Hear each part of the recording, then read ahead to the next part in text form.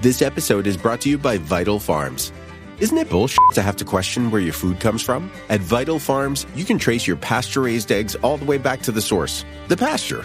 On the side of each pasture-raised carton of eggs, you'll find the name of the farm where your eggs were laid. And when you look the farm up on their website, you'll get a peek at all the sunshine, fresh air, and open space the hens enjoy. Learn more and find out where to buy them at vitalfarms.com. Vital Farms, keeping it bullshit-free. This episode is brought to you by Kia's first 3-row all-electric SUV, the Kia EV9, with available all-wheel drive and seating for up to 7 adults, with a 0 to 60 speed that thrills you 1 minute and available reclining lounge seats that unwind you the next. Visit kia.com/EV9 to learn more. Ask your Kia dealer for availability. No system, no matter how advanced, can compensate for all driver error and or driving conditions. Always drive safely. This episode is brought to you by Shopify. That's the sound of switching your business to Shopify, the global commerce platform that supercharges your selling. Harness the best converting checkout and same intuitive features, trusted apps, and powerful analytics used by the world's leading brands. Stop leaving sales on the table. Discover why millions trust Shopify to build, grow, and run their business. Sign up today for your $1 per month trial period at shopify.com/tech23. This episode is brought to you by Klaviyo, the platform that powers smarter digital relationships. With Klaviyo, you can activate all your customer data in real time, connect seamlessly with your customers across all channels, guide your marketing strategy with AI-powered insights, recommendations, and automated assistance, deliver experiences that feel individually designed at scale, and grow your business faster. Power smarter digital relationships with Klaviyo. Learn more at klaviyo.com/Spotify. That's KLAVIYO.com/Spotify. Welcome to the Human Capital Innovations Podcast. We're your source for personal, professional, and organizational growth and development, where we share original research, explore industry trends, and interview executives and thought leaders from across the globe. We hope you join us often for practitioner-oriented content around all things related to leadership, HR, talent management, organizational development, and change management. Maximize your personal and organizational potential with Human Capital Innovations Podcast. Do you enjoy the Human Capital Innovations Podcast? Please subscribe, leave a review, comment, share, and consider supporting the podcast on Patreon, even at the producer and sponsorship levels.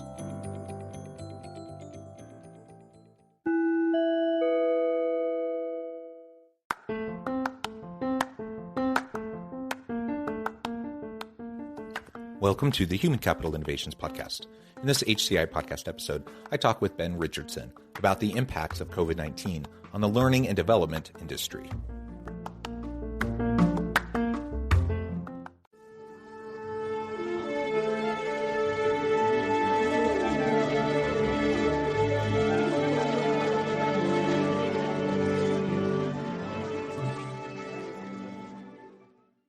Ben Richardson, welcome to the Human Capital Innovations Podcast. Thank you for having me. Yeah, it is a pleasure to be with you today. I'm super excited to be talking with you about the learning and development industry. We're both in this space, spend a lot of time and energy here, and I know you have had a long storied career in this space. We're going to be talking about it generally, but we're also going to be talking about the impacts of the pandemic and really the last 2 years of disruption and what that's had on the impact that that's had on the learning and development industry. As we get started, I wanted to share Ben's bio with everybody. Ben Richardson joined Go1 in January as their Chief Content Officer. As CCO, Ben will oversee internal and external content initiatives across multiple platforms to drive sales, engagement, retention, and positive customer behavior. He has more than a decade of experience in developing and implementing strategies that not only deliver business innovation, but also further strengthen brand messaging. Prior to Go1, Ben served as General Manager and Senior Vice President at Viacom CBS and led the launch of the subscription streaming service Paramount Plus.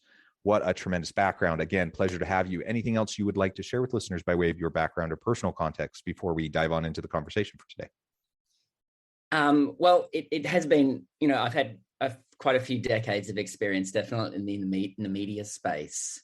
And obviously it does seem like quite a career pivot for me as well, moving into into learning and development, and particularly on the content development side when it comes to learning. So I think it's I'm on a steep learning curve. So, as we have this conversation today, I think I will be able to talk from experience as a manager and as a learner. And also, I think I'm fresh enough to have, I suppose, a lot of reactions to what I found and experienced as I've moved into the digital learning space. Yeah, well, interesting. And if you don't mind me asking, and we can digress for just a minute from the main topic, your time at Viacom CBS and the launch of Paramount Plus, super interesting disruption, in the industry when we talk about all these streaming services, and everyone's kind of wrestling with each other to get the next, service out and to stay competitive. I'm wondering what some of the biggest challenges were that you and your team faced as you were trying to get Paramount Plus ready to go and launched. Yeah, well, I came from the Viacom side of the business. So for your listeners, that was the business that ran the pay TV brands, Nickelodeon, MTV, Comedy Central. So my background was in audience. It was in content creation. It was in distribution and licensing. So it was a really, really broad sort of media remit. And I think the pandemic, the accelerant that it created was people started to work from home, and we saw an acceleration of just consumption. If we look at the attention economy, people really started to spend a lot more time on their media. And we've since seen that slow down to a point as people have started to come back into the office. But, it was going into the pandemic, I think while the plans to launch a streaming service were very much present, it did accelerate. And I think investment in content, but also the challenges around creating content, that really, really accelerated people. We could see consumption going up. And I felt like the moment had arrived when, the business really accelerated from the legacy pay business to making sure that the business was led by streaming and subscriptions as well. So the challenges was it's an expensive arms race. If you start to look at the investments that have been made in content, the last 2 years, it's eye-watering. The choice that we have as consumers is incredible. And in the video space, unlike the audio space, Spotify's been able to, and Apple Music have been able to consolidate every song in one place. In the video space, there is competition, there is exclusivity. And I think one of the bigger challenges is consumers having to shop around, having to move around, having to subscribe and unsubscribe to follow a show from one service to the other. So, it's been the rate of change was incredible. Consumers are well served, but now that I'm not in that business, I can see also it feels like we're heading towards another stage of consolidation as well. And that's kind of been the interesting things coming into learning, where it's still by necessity a fragmented and complex ecosystem. Media is shrinking. The cost of entry is just enormous. As consumers, we're the winners, but I think we are entering a period of rapid change. Yeah, well, you refer to it as the arms race of content creation. And I think that's a really great way to frame it up. And I can't help but just think about my own personal experience and that of my family as things got locked down, early COVID days, March of 2020. We're not going out, we're not spending money on live entertainment, we're not going out to eat, we're just all together at home. And of course, we end up watching more shows and binging shows. And I will admit that this isn't Paramount Plus, but Netflix. I was definitely an early adopter to Tiger King. And, so I'm like, this is a weird, fascinating show. I'm not sure I would have ever watched it otherwise, but it was just kind of an escape. And I watched it. And that's just one kind of little point of info about, laying out this overall picture that you're describing of just content consumption. And I will, fast forwarding a couple years or whenever it was that the second season of Tiger King came out, I had zero interest in watching it. I didn't watch it. So the time had passed, and I had adjusted, and my family had adjusted, and we were, our times and energies were spent on other things. But everyone continues over the last couple of years, the amount of money spent in the content space to create more materials for the streaming services is mind blowing. And as you said, you've made the transition over to the learning and development industry and the learning and development space. The content there has the amount of investment there has also been eye-popping. over the last couple of years, with super fragmented, like everyone and their dog, creating learning and development materials. And this is wonderful in a lot of ways because it's driving down price for consumers. It's lots of really wonderful content, a lot of free content, a lot of inexpensive content that people can use to reskill and upskill. All of that is tremendous. And yet we'll still have to figure out long-term what this is going to look like moving into the future, whether that's, various forms of consolidation or whatever. And that's really where I want to go next. We can dig into talking more specifically about the ins and outs of learning and development and the industry. But I'm also, maybe first we can talk about the impacts of this acceleration into content creation over the last couple of years due to the pandemic and COVID. And now that you're in this new position, as you said, this new learning curve, you're in this space, what have you seen with fresh eyes coming into this space, and where do you see things going, say, in the next couple of years?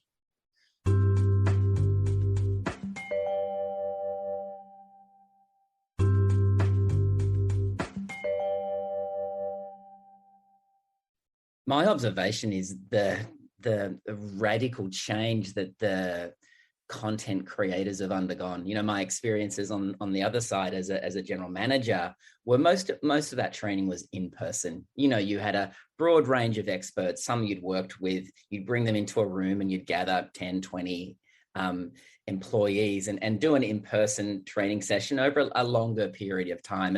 And that was the default, and with the pandemic, all of those trainers who've come from such a range of backgrounds and have built these really nice, often very small and very organic businesses, they had to pivot drastically because suddenly there wasn't a workplace to come from. So my first observation was the amount of change that these creators have gone through. And I appreciate there were a lot already, creating digital learning. But for many, they'd gone from in-person to digital, having to acquire a huge number of skills themselves to be able to present that same experience, that authentic experience, the engaging experience in a digital format. They had to learn how to create it. They had to learn how to distribute it, and all these challenges they had to solve for in a really, really short space of time. Where now digital learning is the default. You can't imagine an industry just going through such rapid change where suddenly, digital is now the default, and that, from as an outsider coming in, is just an incredible amount of change to comprehend. Just the accumulation of skills, as the trainers have had to become retrained and upskilled themselves, and so as I observe that, and if you think of the early stages of the pandemic where we suddenly got used to working in Zoom and Teams and the world shifted so radically and pivoted so radically. That the learning and development industry has gone. It feels like it's been at the forefront of a lot of that change. We were used to being entertained in a certain way, but training just radically shifted. So that was one of the big observations for me. And I think fortunately the employer I joined, Go1, we have the world's biggest learning library. We were fortunately in the right place to really benefit from that change, and from that move to remote working allowed us to sort of really be at the right place at the right time. And so I've landed in the right place. I'm overwhelmed by the amount of change and evolution that's gone on in the industry. And I'm really invested in where it goes from here. It's hard to force this much change on organizations and communities, isn't it? Without something like a pandemic, it's just unprecedented. It's incredible to think about the adoption of these new technologies and this new modality for delivering of learning and development. The training industry has gone through that huge shift. And as you mentioned, clearly there were organizations that had digital, e-learning content before. I'm a university professor in addition to my consulting work. And so in the learning and development space, I've done, my own work for a long time, but I also have taught in the university space as a full-time professor for a long time. And the university is a good case in point on this. Did we have online programs before? Yes. Did we have online courses before? Yes. Were they any good? That's another question. Were they engaging? Were they, or were they kind of like a bare minimum version of the traditional in-person classroom? And it depended, right? It depended on the professor and and what they really put into their online learning. But ultimately, what we found over the last couple of years is everyone was forced, all professors, the whole university was forced to invest in training to help them learn how to better deliver online learning content. And in many cases, what we used to think about in terms of that online learning, in terms of asynchronous learning, we now have reframed and recognized that you can do synchronous virtual online learning very effectively. And in fact, that's something that I hadn't done a lot of prior to the pandemic. I've done tons of leadership development trainings and in-person trainings. I've done asynchronous online trainings for years. I've done all of that. And it wasn't until the last couple of years that this new synchronous online modality opened up widely for a much larger number of people.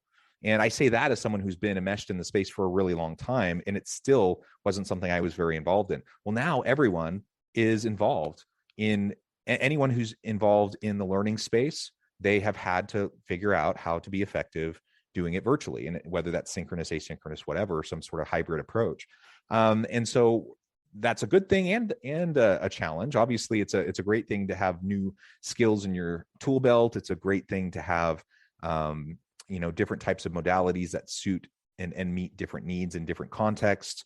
And it's fantastic also to be able to have expanded reach, to be able to have more accessibility to a wider audience, because you don't have to bring everyone physically together in one space, that you can serve many more individuals because of the virtual component, yet it still continues to have a different dynamic than being together in person. So, all of these things are pros and cons. I just wanted to highlight what you've been saying, that I've seen it. I've seen that shift over the last couple of years. I've experienced it personally. I've seen it in the lives of other professionals, other consultants, others in the training, learning and development space.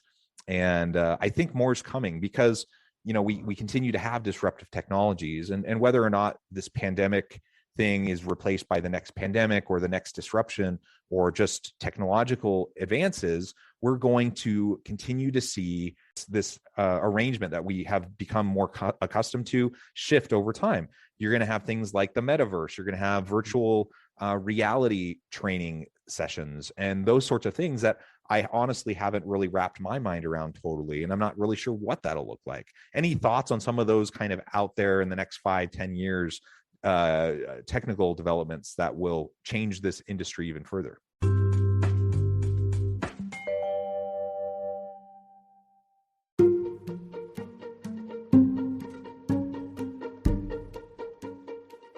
Welcome to the Human Capital Innovations Academy. Courses, micro-credentials, and certificates to upskill and reskill for the future of work. All HCI Academy courses, micro-credentials, and certificates are designed, developed, and delivered by award-winning and internationally renowned scholars, educators, thought leaders, executives, and practitioners. Our courses, micro-credentials, and certificates will help you make your mark on the future of work and make an immediate impact in your organizations. Check out the HCI Academy and our many course offerings and certificates to upskill and reskill for the future of work.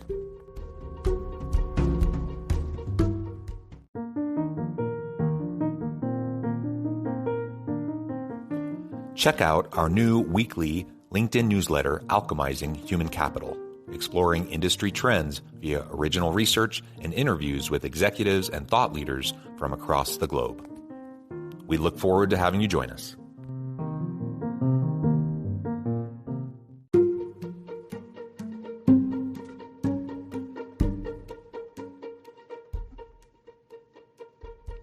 Check out Human Capital Innovations magazine, Human Capital Leadership.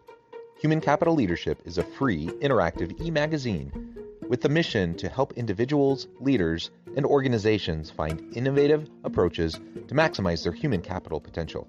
We publish issues quarterly in August, November, February, and May. Take a look at the latest issue and let us know what you think.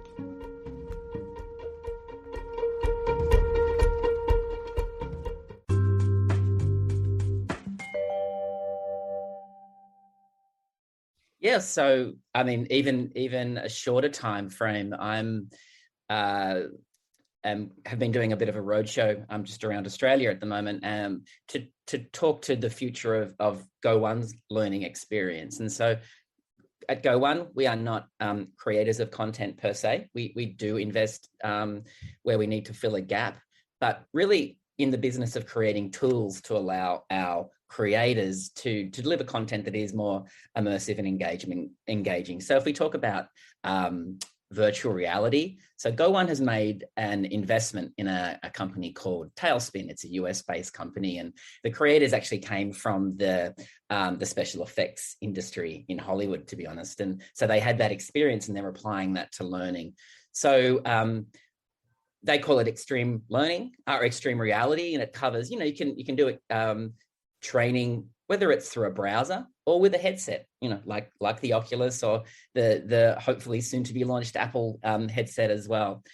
The statistics behind immersive learning are really, really impressive. It's, there was a Stanford study which showed that immersive learning is 76% more effective. People learn faster, they're more focused, they're more emotionally connected. Where virtual reality, I think, applies to learning, and I think where it's effective, it's really in allowing learners to rehearse conversations. It's so what the experience looks like is if you are have a headset on, you're in a room with an avatar, and you may be interviewing a person, you may be doing a performance review, you may be training a sales team.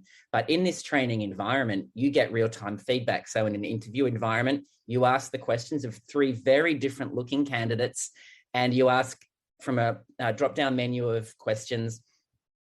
Each interview is different, and you get feedback immediately. How did you approach them? What bias did you demonstrate? Where could you have been more effective in that conversation? So to me, this is a really, really exciting development, and it will actually be realized sooner rather than later. So with Tailspin, they have created a tool. So I always compare it to, say, a GarageBand or an iMovie, which is a simple to use no-code tool. So the creators will have access to this tool, and they'll be able to adapt and evolve their learning and develop virtual experiences. For the learner, the benefit is you get to have those real-time conversations, those difficult conversations. If I think about my journey as a manager, I was probably thrown in the deep end, as were most people of my generation, I'd say. And so you made mistakes in real time. Those first performance management conversations, those difficult conversations, those challenging conversations with a manager, they played out in real time. With immersive learning, you get to rehearse, you get to fail. And so I think this is going to be one of the most exciting things that will be coming to the learning and development space. It is here, but I think it's going to see some rapid evolution as well. So that's one of the things that we're really exciting about. We're developing 10 modules, focused on better communication, exploring diversity and inclusion, identifying bias, developing emotional intelligence, leading through uncertainty. So these will all be modules where the learner can actually get to practice in real time, get feedback, and not make perhaps the errors that I made as a developing manager. And I think they'll be much better off as a result. So it's a tool we're actively developing. It's something I'm really excited about. Whenever we talk to our customers about it, they're really excited as well, because our customers are experiencing, they're at the coalface of a very, very different workplace, and a workplace that's shifted so radically. So I think this is going to be a really exciting development, and I think Go One's going to be able to take a leadership position. Yeah, that's super cool. And again, I can't help but think about, well, what does this mean for my own personal work that I do in the training, learning, and development space, both on the corporate side, but also in the university space, in traditional academic coursework. There's always going to be a place for in-person learning, whether on the corporate side or in the academic, traditional brick and mortar university setting.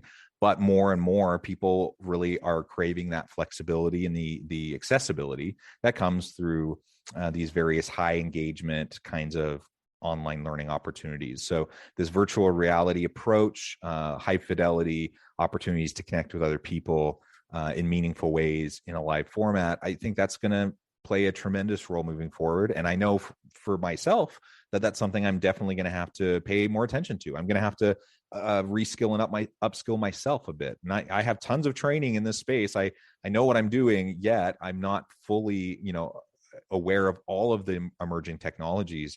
And I suspect I'm not the only one. So there's a lot of us out there that need to do more work in this space so that we're ready for the next wave, and we're ready to leverage that as an opportunity, not just see it as, a challenge that we have to respond to. Well, Ben, go ahead. I would just say reskilling and upskilling have always been present in our lives. I'm sure you as well. I trained as a projectionist of film. I remember when I used to, edit film with a glue and a cutter. And so if I look back on my life, there has been this constant upskilling and reskilling. It just is getting faster. There are more tools at our disposal, and it is overwhelming. And so, that's what we're trying to solve for at Go One. Yeah, it is getting faster and faster, and I only anticipate that trajectory continuing. I don't see it slowing down anytime soon. So we have to be adaptable and just adopt a growth mindset that we're constantly stretching ourselves and learning. And if we try to dig in our heels and try to just do things the way we've always done them, because that's what we're comfortable with, even if it's because we think that's really what the best way is, we're going to find ourselves left out of the shifts that occur, and it's just inevitable. Well, Ben, it has been a real pleasure talking with you. I know at the time I'm going to have to let you go here in just a minute, but before we wrap up for today, I wanted to give you a chance to share with listeners how they can get connected with you, find out more about your work at Go One and your team, and then give us a final word on the topic for today. Thank you. So you can find me on LinkedIn, of course.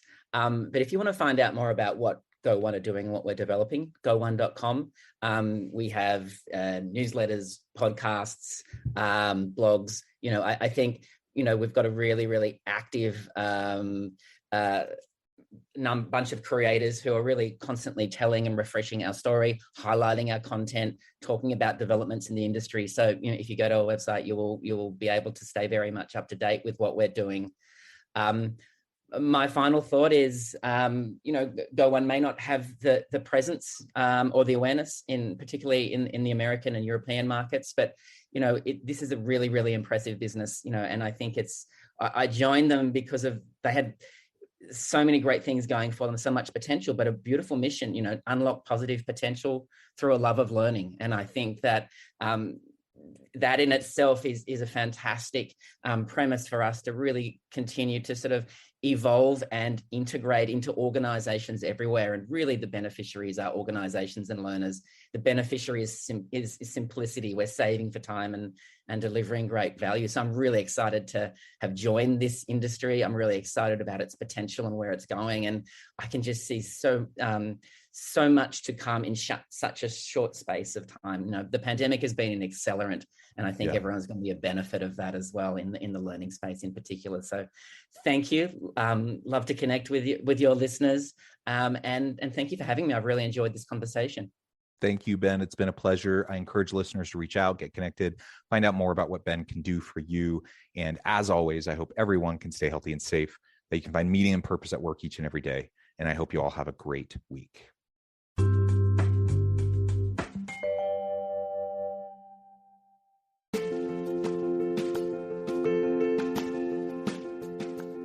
Check out my new book, The Future Leader, Creating and Transforming Next-Gen Organizations.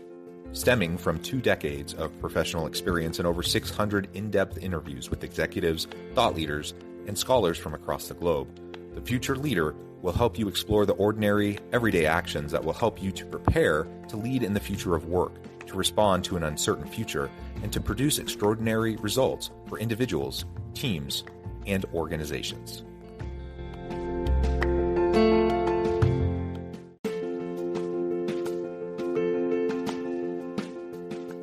Bluer Than Indigo Leadership, the journey of becoming a truly remarkable leader. Early in my adult life, I learned about an Asian proverb that translates as bluer than indigo. If you think about the color indigo, it is a brilliant, deep, and vibrant blue, what some would call the bluest of blues. To have something that is bluer than indigo is rare and truly remarkable. Contrary to popular myth, there is no one-size-fits-all or cookie-cutter approach to effective leadership. There is no silver bullet, no secret sauce, no go-to model that will solve all of your problems. The truth is, great leaders have all had their unique strengths and flaws, and have all had to discover and then pave their own distinctive path in their life's journey to fulfill their leadership potential. Bluer Than Indigo Leadership will help you discover your own path and explore those ordinary, everyday actions that will help you respond to an uncertain future and produce extraordinary results for your individuals, teams, and organizations.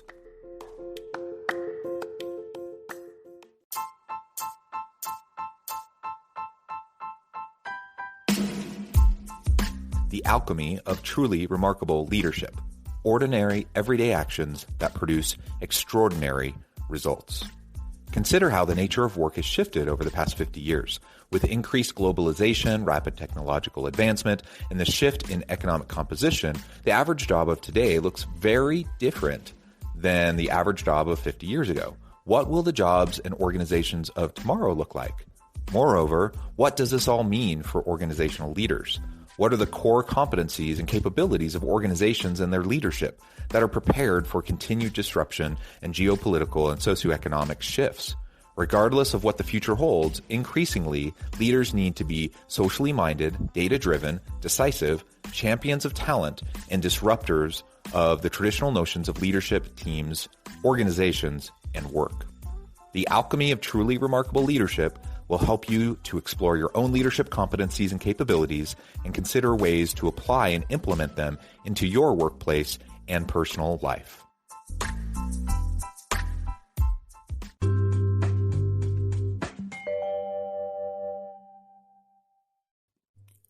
Thanks again for joining us for this episode of the Human Capital Innovations Podcast.